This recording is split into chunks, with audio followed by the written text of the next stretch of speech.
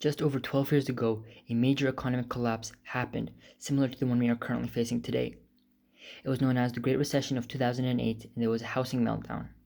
This issue needs to be solved, and I, Omar Rashid, an excelling grade 12 student at Orchard Park Secondary School, can do so.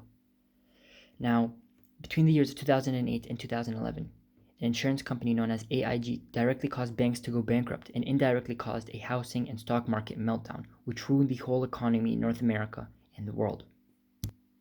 Now, to solve this issue, I would suggest we monitor our loans given out. Six-figure loans were given out to people's credit scores, loan ones of 400 and 300, which is simply unacceptable.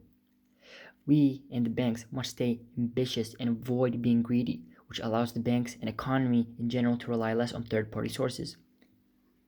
Those with low credit score ratings relied on subprime mortgages given out almost carelessly by the Lehman Brothers and other major banks, which relied on AIG to honor their end of the deal to provide insurance money in case of an economic collapse.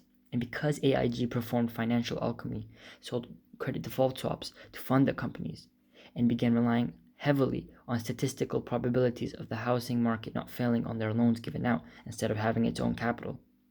When the time came, AIG realized they have insured far too many CDSs to possibly pay off. I would suggest bailout, as AIG was simply too big to fail, meaning if it did fail, the world and economy would follow. This is the best solution as it is the only solution, because solving the issue would be much more difficult than preventing it. So simply not being greedy and not heavily relying on outside parties can avoid such recessions.